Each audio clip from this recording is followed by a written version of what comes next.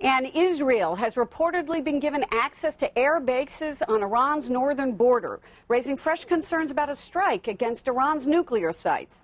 Citing American officials, Foreign Policy magazine reports that Iran's next-door neighbor, Azerbaijan, has quietly granted Israel permission to use the bases, part of a growing security relationship.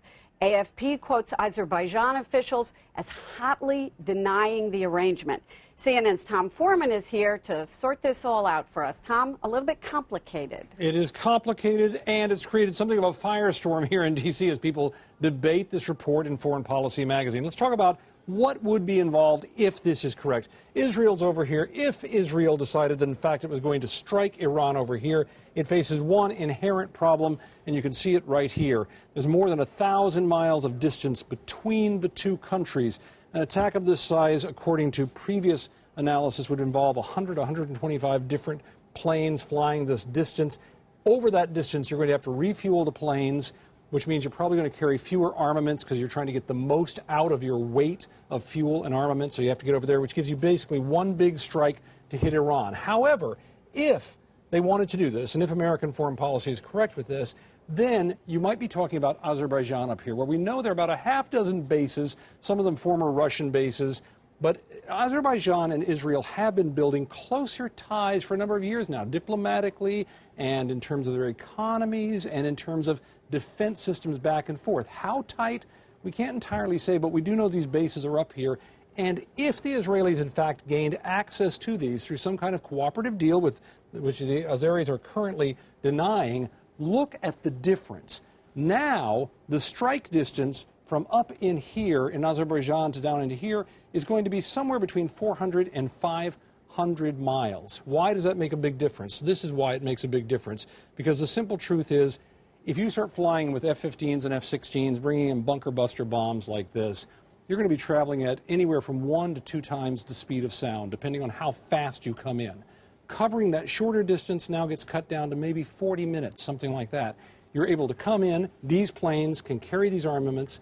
They can strike very fast in all conditions, day or night, no matter the weather, and they're good at defending themselves as they try to get out, because we also know that the Iranians have very good air defense systems, and they seem to have some of these around these nuclear facilities. Why does all of this matter? The simple truth is, if that's what happened, and if in fact we were able to see this sort of thing happen, if it went that way, being that much closer would give the Iranians, or the Israelis, an advantage of speed. Obviously, they come in faster. With speed comes surprise. You're no longer flying over several different airspaces of different countries that might alert the Iranians that this was underway. They could possibly engage their targets in Iran longer because they'd be closer to being able to refuel, maybe fly another sortie, maybe hang around longer because they have more fuel, and they're closer to overall support. If one of their planes gets shot down, a helicopter from Azerbaijan could come in and rescue someone. They could get more fuel. They could do all sorts of things that might make a difference.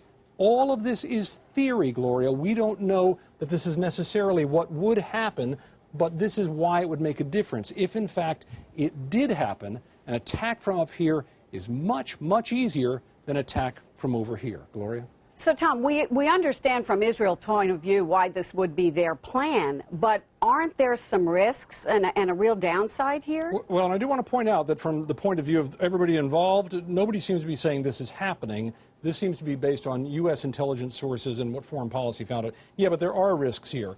Among the risks, the simple truth is Israel would absolutely face a counterattack from Iran if it did this. Part of your force is now up here, which means it's not over here to help with the counterattack as much as it might be able to. You're also committing a substantial portion of your Air Force up here. If it had a problem, you've lost it. You also run the worldwide risk that would scare a lot of people of dragging other people in, including the Caucasus region up here between the Black Sea and the Caspian Sea, the bridge to Russia. This is an area that's had a lot of troubles. If you had counterattacks this way and that dragged in other countries or even Russia, you have a totally different confrontation than before. Again, I want to stress, this is all nothing but essentially theory at this point and sources that were reported by Foreign Policy magazine. We don't know that it would work this way, but you can see some of the complications, some of the potential advantages and disadvantages if it did. Gloria? Thanks, Tom. And as you point out, far from reality.